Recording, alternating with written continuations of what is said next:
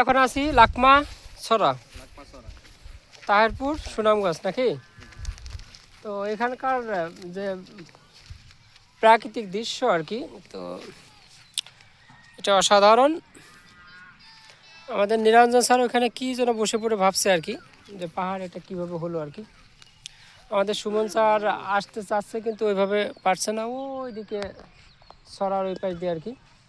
তো এখানে বর্ষার দিনে অনেক জল একেবারে টইটুম্বুর থাকে, তখন দর্শনার্থী অনেক বেশি থাকে।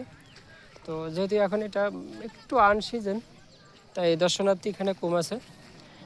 কিন্তু এই যে পাহাড়ের যে প্রাকৃতিক দৃশ্য আর কি, আসলে পাহাড়ের প্রাকৃতিক দৃশ্য দেখে আর কি সবাই অভিভূত হয়, মনোমুগ্ধ হয়।